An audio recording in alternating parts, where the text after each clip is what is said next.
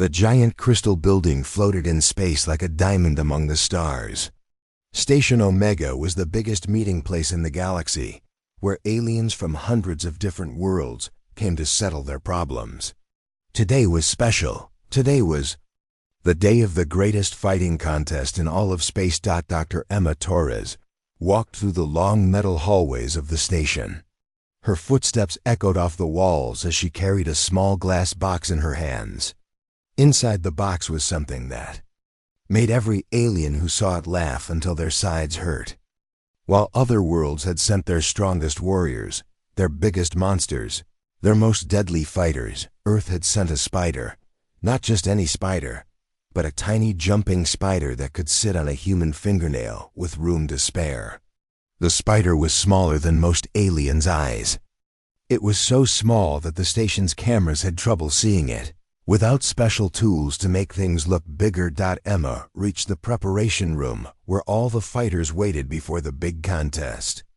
The room was huge with thick glass walls that separated each fighter from the others. She could see the other champions through the glass, and each one made her heart beat faster with fear. There was Boulder Breaker from the world of living rocks. He stood as tall as 3 humans and was made entirely of gray stone that sparkled like diamonds. When he moved, the floor shook. When he hit the wall to test his strength, cracks appeared in the metal that was supposed to be unbreakable. In another section stood Swift Death from the Hunter world. She looked like a giant insect that walked on 2 legs, with 4 arms that ended in claws sharper than any sword. She moved so fast that she was just a blur of motion, jumping from wall to wall like gravity meant nothing to her. The scariest one was Mindrender from the Void worlds. He looked almost human, but his head was 3 times too big and his skin was pale blue. He floated in the air without touching anything, and where he looked, small objects would lift up and spin around. Emma had heard stories about his kind. They could crush things with just their thoughts. There were 8 other champions, each one more terrible than the last. There was Acid Spitter, whose green skin dripped with poison that could melt through steel. There was Shadow Walker, who could turn invisible and reappear anywhere he wanted. There was Thunder Roar, whose voice could break bones from 50 feet away. All of them were huge. All of them were deadly. All of them had won dozens of fights before coming here. And then there was Emma's champion, sitting quietly in her small glass box, cleaning her front legs like a cat washing its face. Is this some kind of joke? The voice came from behind Emma. She turned to see Commander Vex, the leader of the Hunter delegation. He was 8 feet tall and covered in black armor that looked like it was made from insect shells. His 4 eyes glowed red as he stared down at Emma's box. "This is your great warrior?" Another voice joined in. This one belonged to Thane, who spoke for the rock people. His voice sounded like 2 mountains grinding together. "We heard humans were weak, but this is an insult to the very idea of fighting." More aliens gathered around Emma. Soon she was surrounded by creatures from a dozen different worlds, all of them staring at her tiny spider and making sounds that she knew were their versions of laughter. "The rules said we could bring 1 fighter of our choice," Emma said calmly. She had practiced this speech many times. There were no rules about how big it had to be. There were no rules because no one in the galaxy has ever been stupid enough to need them, Thane rumbled. His rocky face somehow managed to look smug. "When my Boulder Breaker fights this tiny thing, it will be over before it starts. He could step on your creature without even noticing." Emma looked down at her spider. The little creature had finished cleaning its legs and was now sitting perfectly still in the center of its box. Its 8 eyes were like tiny black jewels, and they seemed to be watching everything around them. Emma had spent 2 years studying this spider and others like it. She knew things about them that no alien scientist had bothered to learn. "Maybe your human friend brought the wrong box," suggested Dr. Krill, a slug-like creature from the swamp worlds. "Perhaps the real fighter is too small to see." even smaller than this ridiculous spider. The laughter got louder. Emma felt her face get hot with embarrassment and anger, but she forced herself to stay calm. She had known this would happen. The whole galaxy thought humans were a joke. They were too small, too weak, too new to space travel to matter. Most alien worlds had millions or even billions of years of history. Humans had only been traveling between stars for 30 years. When Earth had first made contact with alien life, the big species had treated humans like children. They gave them a few small worlds to live on and told them to be quiet while the adults talked about important things. Humans had no voice in the Galactic Council that made all the big decisions. They were ignored when trade agreements were made. They were forgotten when new territories were divided up. The only way for a species to earn respect was through the combat championship. Every 50 years, any species could send a champion to fight. The winner's people would get 3-star systems and a full vote in the council. It was humanity's one chance to prove they deserved to be taken seriously. Instead of sending their best soldiers or their smartest generals, Earth had chosen a spider that weighed less than a paperclip. Attention all handlers and champions. A voice announced through the station's speakers. Please prepare for transport to the arena. The combat championship will begin in 1 hour. Emma picked up her spider's box and followed the crowd toward the arena. Around her, the alien handlers talked excitedly about how their champions would win. They spoke about crushing and tearing and burning. They made bets about how quickly the fight would be over. None of them talked about Emma's spider. It was too small to be worth mentioning. As they walked, Emma caught glimpses of the arena through the station's windows. It was huge, like a small world inside the station. There were mountains and forests and lakes, all artificial but real enough to fight in. The arena could change itself to test every kind of fighting style. It had been built to challenge the greatest warriors in the galaxy. Emma looked down at her spider one more time. The tiny creature sat motionless, but Emma could see its eyes moving, watching everything. She had read every research paper ever written about jumping spiders. She knew they were among the smartest hunters on Earth. They could learn, plan, and solve problems that confused much larger animals. But looking at her champion now, surrounded by creatures that could destroy buildings with their bare hands, Emma wondered if she had made a terrible mistake. In 1 hour, her tiny spider would be placed in an arena with 11 monsters, each one capable of killing 100 humans without breaking a sweat. The aliens were right about one thing. When the fight started, it would probably be over very quickly indeed. The arena doors opened with a sound like thunder, and Emma got her first real look at the battlefield where her tiny champion would have to survive. The space was enormous, bigger than 10 football fields put together. The floor was covered with different types of ground: sandy deserts, rocky hills, thick forests, and shallow pools of water. Artificial suns blazed overhead, making everything bright and hot. Around the arena, thousands of aliens filled the seats that rose up like a mountain. Their excited voices mixed together into a noise that hurt Emma's ears. Some were roaring, others were clicking, and a few made electronic beeping sounds. All of them were waiting to see blood. Emma stood on one of 12 platforms that stuck out from the arena walls. Each platform was for the handlers of each champion. From here, she could watch the fight but couldn't help her spider once it started. The rules were simple and cruel. Put all the champions in the arena and let them fight until only one was left alive. She looked at the other platforms and saw the alien handlers preparing their monsters for battle. They were checking weapons, adjusting armor, and giving final instructions to their champions. Their fighters were so big and scary that even the handlers seemed nervous. Down in the arena, the champions were being released from their transport boxes. Emma watched as each one emerged, and her heart sank deeper with every passing second. Boulder Breaker stepped out first, and the entire arena floor shook. He was even bigger than he had looked in the preparation room. His stone body was covered in sharp spikes, and his fists were the size of car tires. When he punched a nearby rock to test his strength, it exploded into dust that sparkled in the artificial sunlight. Swift Death appeared next, moving so fast that she was hard to follow with human eyes.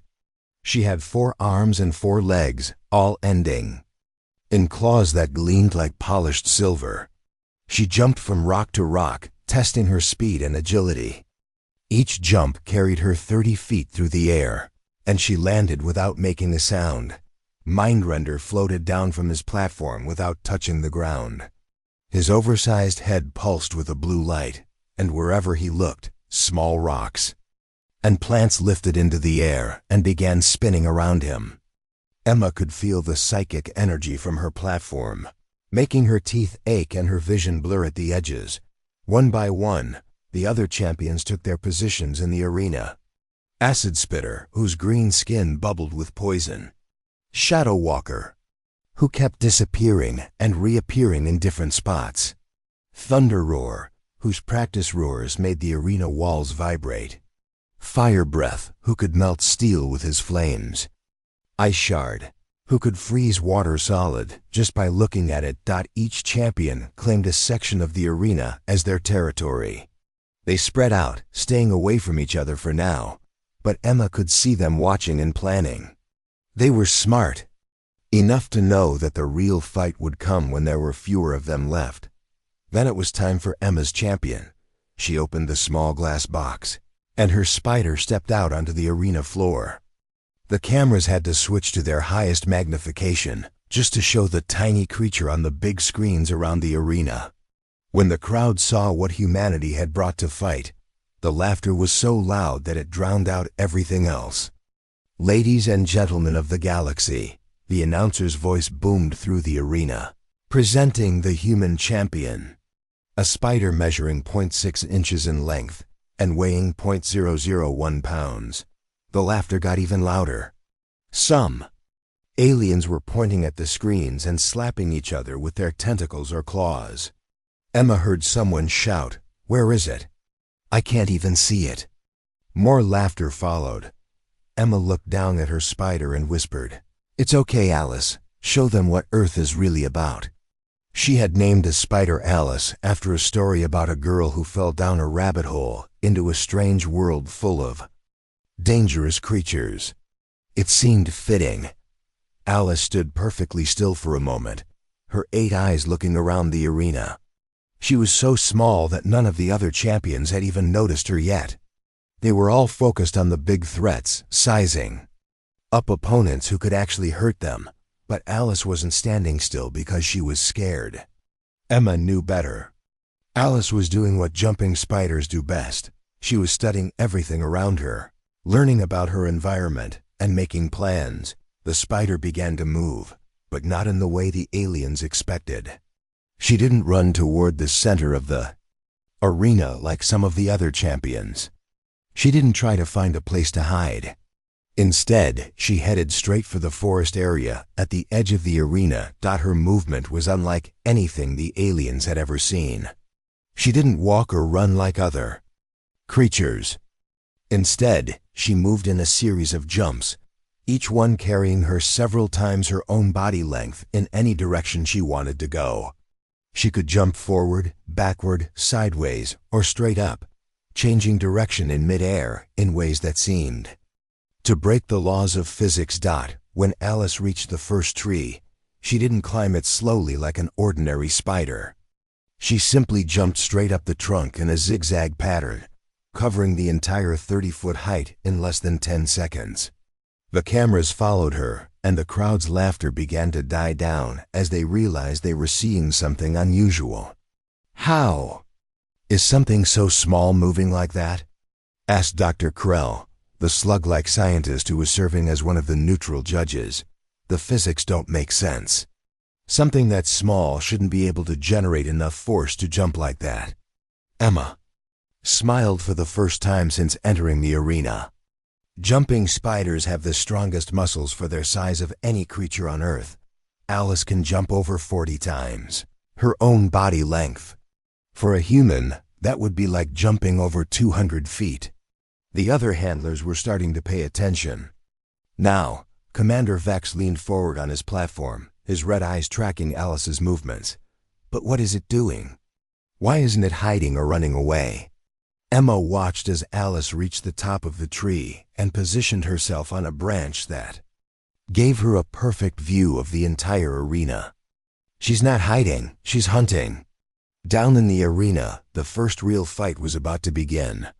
Boulder Breaker had decided that Mindrender was the biggest threat and was charging toward the floating psychic warrior. Each step left deep footprints in the sand, and the ground shook like an earthquake. Mindrender saw him coming and raised his hands. The blue light around his head got brighter, and Boulder Breaker suddenly slowed down as if he was walking through thick mud. But the rock giant was too strong to be stopped completely.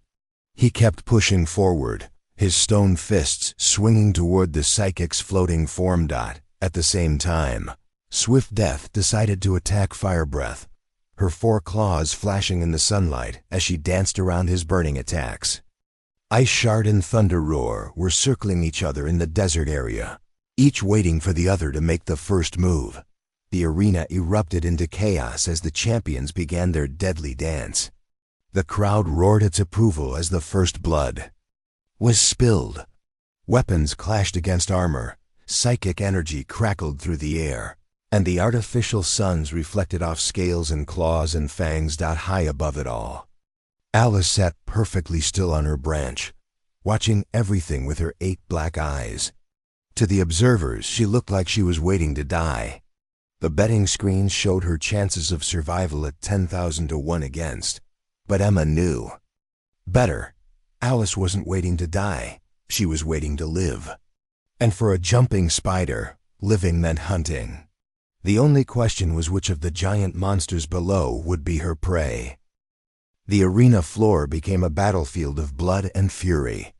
Boulder Breaker's massive stone fists crashed into Mindrender's psychic shields, creating bursts of blue energy that lit up the entire arena like lightning.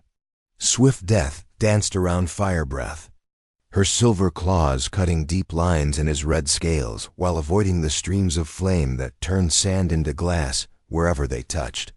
Emma watched from her platform as the champions tore into each other with savage violence. The crowd was going wild, cheering every time someone drew blood or landed a crushing blow.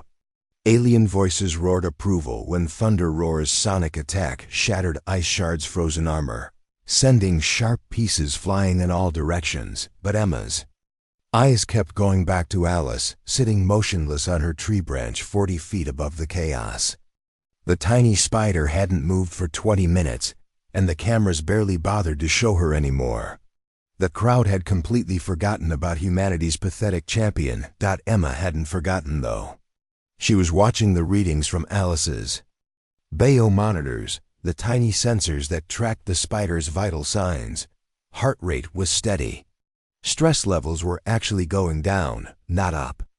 And most interesting of all, the brain activity monitors showed patterns that Emma had only seen during Alice's most focused hunting sessions back on Earth. "Your spider seems to have given up," Commander Vex said from his platform. His champion, Swift Death, had just finished killing Acid Spitter, her claws dripping with green poison that sizzled when it hit the ground. "Perhaps it knows that death is inevitable." Emma didn't answer. She knew something the alien commander didn't understand. Alice wasn't giving up. She was doing what millions of years of evolution had taught her to do. She was learning everything she could about her prey before making her move. Jumping spiders were among the smartest hunters on Earth. They didn't just react to what they saw. They planned attacks, solved problems, and adapted to new situations faster than creatures 10 times their size. Alice's brain might be smaller than a grain of rice, but it was processing information at an incredible rate. For 23 minutes, Alice studied every champion in the arena. She watched how Boulder Breaker's stone armor had weak spots where the pieces connected. She saw that Mindrender's psychic powers got weaker when he was distracted or hurt. She noticed that Swift Death always attacked from the left side first. She learned that Fire Breath had to pause between flame bursts to take a breath. Alice was mapping their fighting styles, their strengths, their weaknesses, and most importantly, their blind spots. Every creature had places they couldn't see or defend properly. Alice was finding all of them. The battle below was getting more intense. 7 champions were now dead or too badly hurt to keep fighting. Shadow Walker had been crushed by one of Boulder Breaker's punches when he materialized in the wrong place. Fire Breath had burned himself out trying to melt Mindrender's psychic shields. Ice Shard lay in pieces after Thunder Roar's sonic scream had shattered his frozen body like glass. That left only 4 champions still fighting. Boulder Breaker was covered in cracks where Mindrender's psychic attacks had found weak spots in his stone armor. Mindrender's oversized head was bleeding blue blood from a cut that Swift Death had managed to land. Swift Death herself was limping from a burn on her left leg. And Thunder Roar was breathing heavily, his sonic attacks getting weaker with each roar. The crowd was on its feet, screaming as the final 4 champions circled each other in the center of the arena. Everyone knew the fight was almost over. In a few minutes, one of these 4 would be declared the winner, and their species would gain 3 star systems and a voice in the Galactic Council. That's when Alice finally moved. She didn't jump toward the fighting, though. Instead, she leaped sideways from her tree to a piece of broken rock that was lying 30 feet away. Then she jumped again, this time to a chunk of Ice Shard's shattered body. Another jump took her to the top of a small hill, then to another tree, then to a metal beam that had been bent by one of the attacks. To everyone watching, it looked random. The cameras tried to follow her, but she was moving too fast and in too many directions. The crowd started laughing again. Even now, with only 4 champions left, the human spider was wandering around aimlessly instead of hiding or trying to escape. Emma smiled. Alice wasn't wandering aimlessly. She was positioning herself. Jumping spiders were ambush predators. They didn't chase their prey in long hunts like wolves or wait in webs like other spiders. Instead, they studied their target, planned the perfect attack, and then struck with precision that was almost impossible to believe. Alice was setting up an ambush that would have impressed the best military tacticians in the galaxy. The final battle was reaching its peak. Mindrender and Boulder Breaker were locked in a deadly struggle, psychic energy against brute force. Swift Death was trying to get behind Thunder Roar, while avoiding his increasingly desperate sonic attacks. All 4 champions were wounded, tired, and focused completely on each other. None of them noticed the tiny spider, positioning herself directly above them. Alice had used the broken pieces of the arena like stepping stones, jumping from one to another in a pattern that looked random but was actually carefully calculated. She was now perched on a piece of debris 40 feet above the center of the arena, exactly where she had planned to be. Boulder Breaker finally broke through Mindrender's defenses, his massive stone fist connecting with the psychic's floating body. Mindrender screamed and crashed to the ground, his blue blood spreading across the sand. At the same moment, Swift Death's claws found Thunder Roar's throat, silencing his sonic attacks forever. 2 champions down. 2 to go. Boulder Breaker and Swift Death stared at each other across the arena. Both were badly hurt. Both were exhausted. But both were still deadly. The crowd held its breath as the final 2 champions began to circle each other. Boulder Breaker charged first, his cracked stone armor making grinding noises with every step.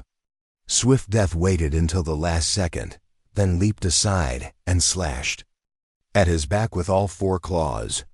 Her blades found the cracks in his armor and dug deep, sending stone chips flying. Boulder Breaker roared and spun around, but Swift Death was already gone, jumping to another position. She was faster, but he was stronger. If she could stay away from his fists, she could cut him apart piece by piece.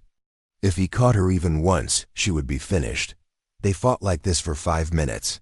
Swift Death dancing around the giant while Boulder Breaker tried to corner her. Both were getting slower and weaker. Both were losing blood.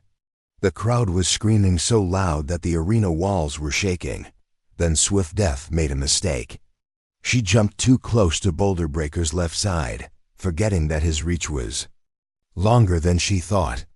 His massive fist caught her in midair and slammed her into the arena wall with a sound like breaking bones. Swift Death slid down the wall and lay still. Boulder Breaker stood alone in the center of the arena, his stone body cracked and bleeding, but alive. The crowd erupted in celebration as it became clear that the rock giant had won. Boulder Breaker raised his fists to the sky and let out a victory roar that shook the entire station. He had survived the deadliest fighting tournament in the galaxy. His people would claim 3 star systems and a seat on the Galactic Council. He was the champion. That's when Alice dropped from directly above him. Her jump was perfect, timed to the split second. She had calculated the exact moment when Boulder Breaker would be distracted by his victory. His head tilted back, his guard completely down. She fell through the air like a tiny missile, aiming for the one spot that no armor could protect. Alice landed on Boulder Breaker's neck, right at the base of his skull where the stone plates didn't quite meet. For a moment, the giant champion didn't even notice her. She was so small that he probably thought she was a piece of falling debris. Then, Alice sank her fangs into his brainstem. Boulder Breaker's victory roar turned into something no translator in the galaxy could understand. It was a sound that had never been heard before because no creature like him had ever experienced what was happening to him now. It was the sound of a perfect killer realizing that he had become the prey. Alice's fangs were thinner than human, hairs but sharper than the finest needles. They slid through Boulder Breaker's stone skin like it was soft clay, finding the exact spot where his nervous system was most vulnerable. The venom that flowed from those tiny fangs was not the simple poison that alien scientists had dismissed when they barely glanced at Earth's Files. Emma watched from her platform as the impossible began to happen. The crowd had gone completely silent, 50,000 aliens staring in shock at the screens that showed a creature smaller than their fingernails, bringing down the most powerful fighter in the tournament.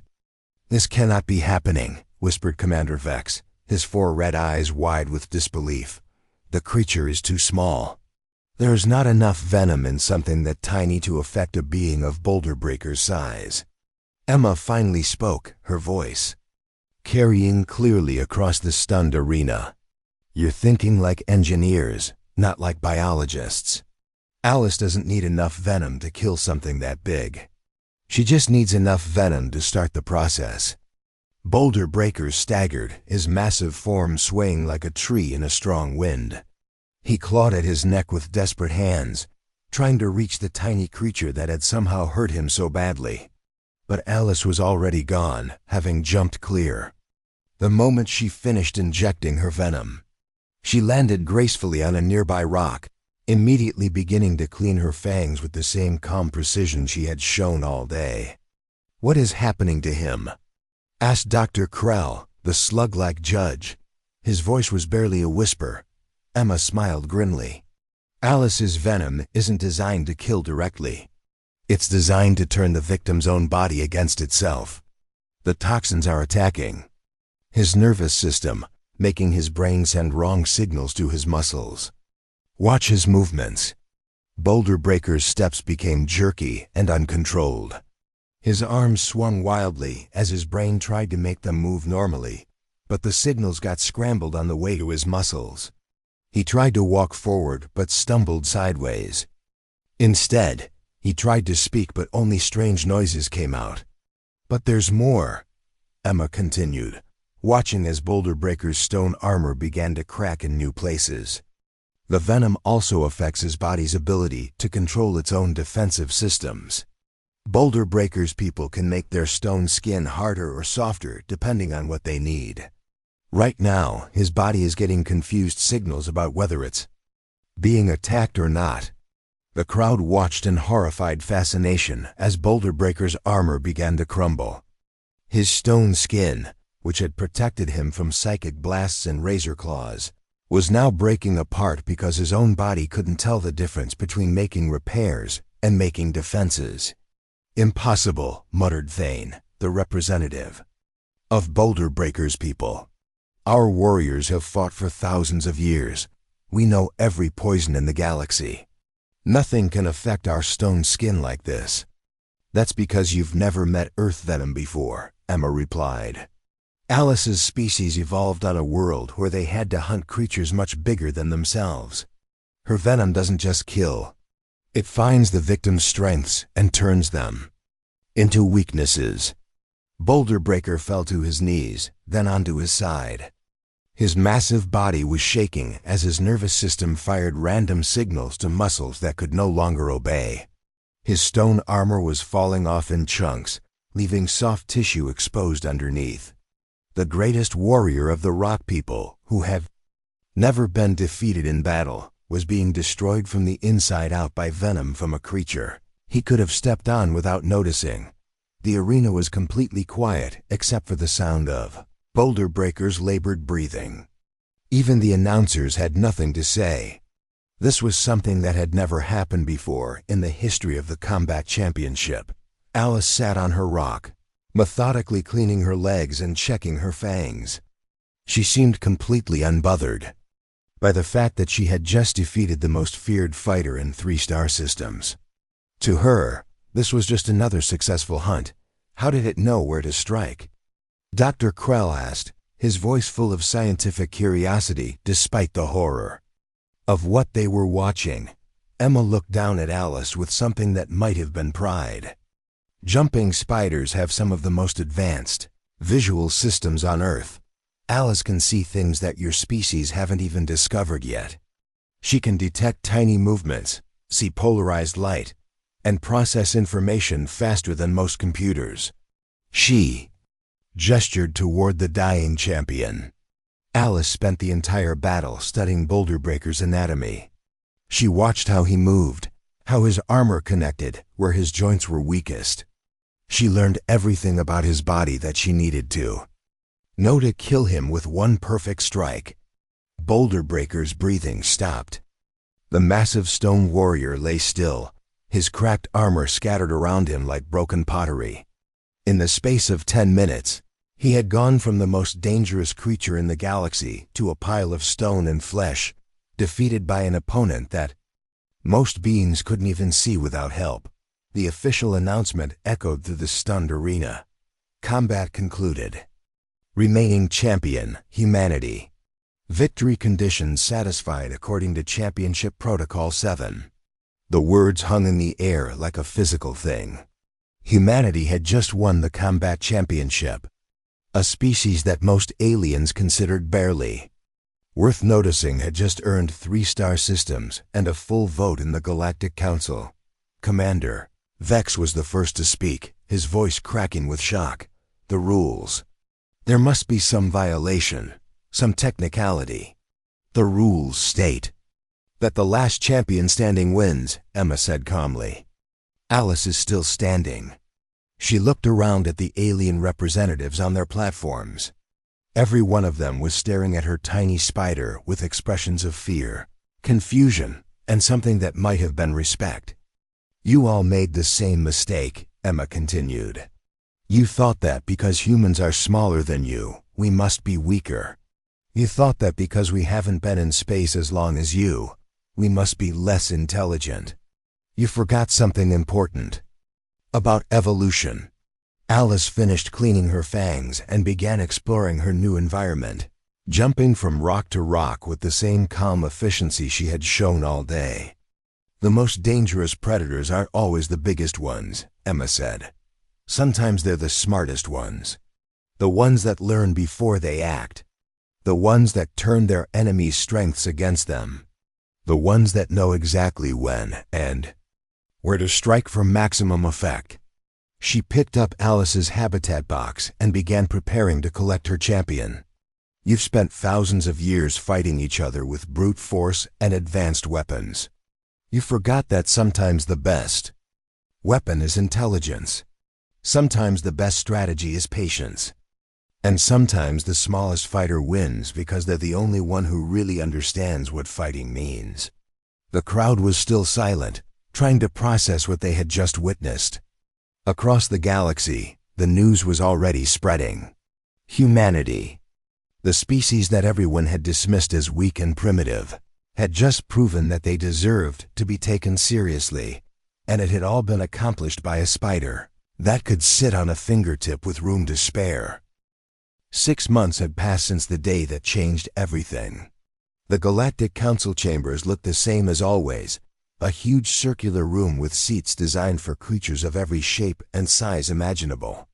But something felt different in the air. There was tension, uncertainty, and perhaps for the first time in the Council's long history, a touch of fear. Ambassador Lisa Chun walked into the chamber carrying the same small climate-controlled case that had shocked the galaxy half a year ago. Inside, Alice rested in her comfortable habitat, completely unaware that she had become the most famous spider in known space.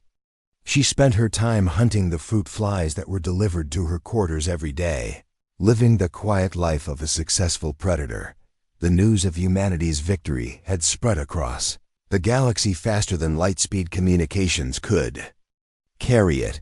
Every species had heard the story of the tiny Earth creature that had defeated the greatest warriors in space. Some called it impossible, others called it cheating. A few wise ones called it a wake-up call. The Council recognizes Ambassador Chin of Earth, announced Chancellor Gorvik, the massive octopus-like being who had led the Council for over 300 years. His tentacles moved in patterns that showed he was nervous, though he tried to hide it. Lisa smiled politely and placed Alice's case on the central speaking platform. "Thank you, Chancellor. The human delegation appreciates the opportunity to address the Council today." The chamber was packed with representatives from over 200 species. Usually when a new species won the combat championship, they would come to the Council to claim their prize worlds and make demands about trade agreements or territory disputes. Everyone expected the humans to do the same thing.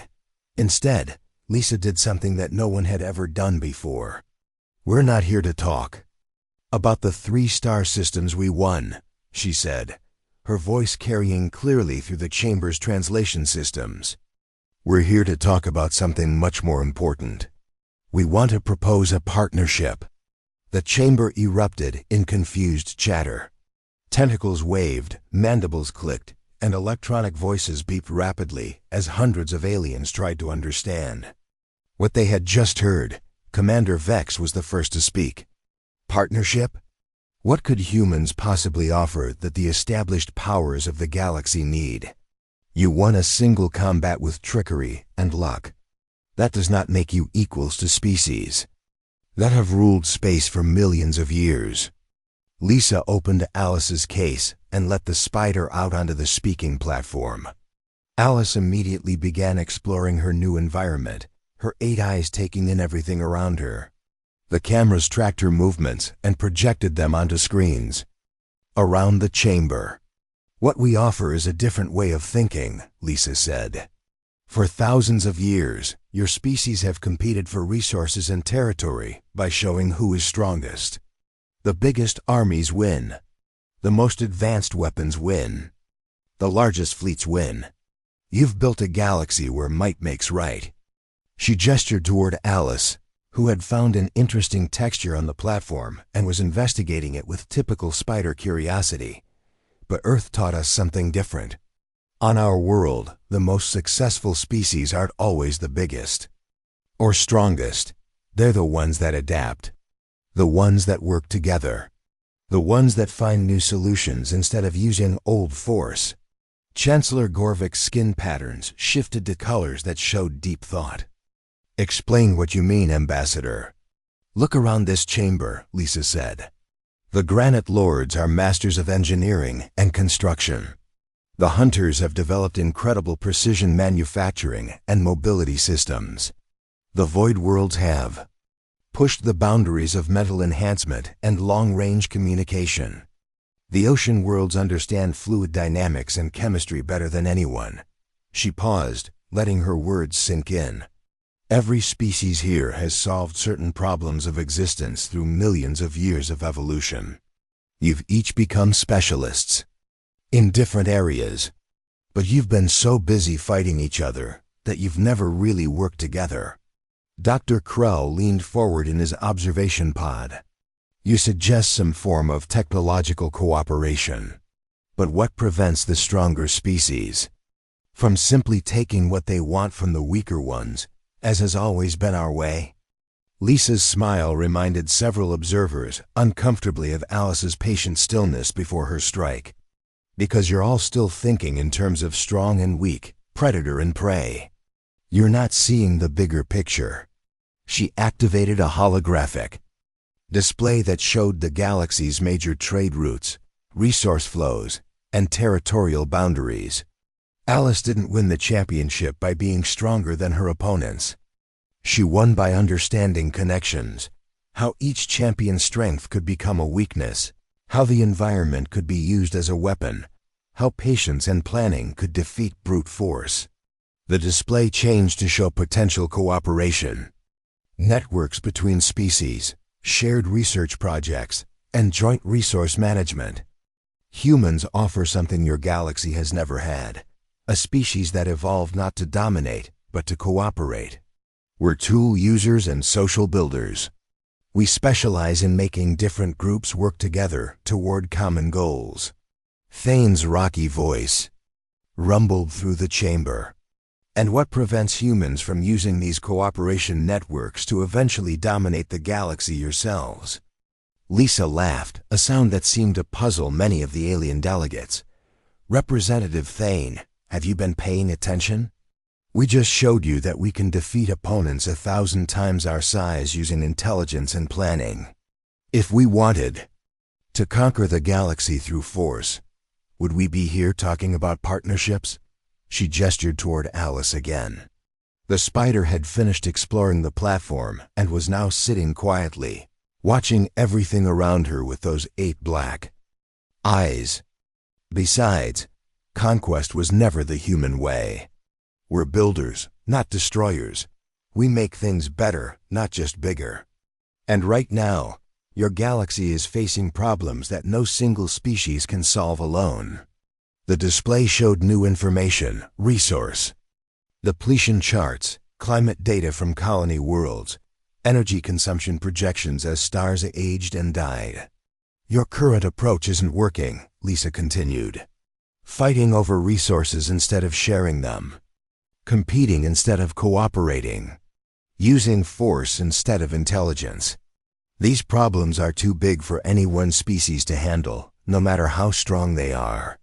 Chancellor Gorvik's tentacles moved in patterns that showed cautious interest. The human proposal has potential merit, but cooperation between species that have been enemies for thousands of years would require unprecedented trust. Which is exactly why you need us, Lisa replied. We're the species that learned to work with creatures that could kill us. We turned wolves into dogs, wild horses into partners, even enemy human tribes into allies. We specialize in building bridges between different groups. She closed Alice's case gently. The spider had finished her exploration and was now resting comfortably, satisfied with her new understanding of her environment. The championship proved that size and strength don't always determine who wins, Lisa said. Today, we're offering to prove that cooperation and intelligence can accomplish things that competition and force never could. The debate that followed lasted for hours. Some species were interested in the human proposal. Others were suspicious. A few were openly hostile to the idea of changing the way things had always been done. But in the end, the vote was clear enough to matter. The Galactic Cooperation Initiative was established with humanity as its coordinating species.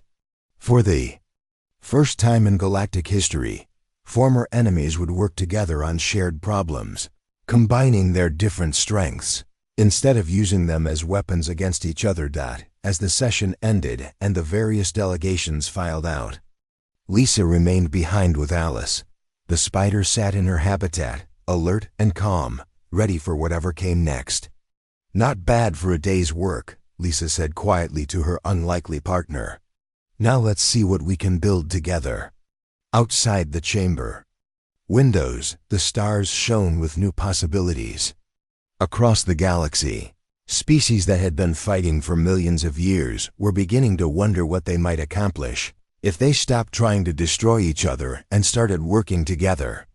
Instead, Alice had won more than a fighting tournament. She had won humanity a chance to show the galaxy a better way forward. And in the months and years to come, that tiny spider's victory would grow into something much larger, a web of cooperation that would connect every world and every species. In a network of mutual support and shared progress, the web was expanding, one carefully placed strand at a time.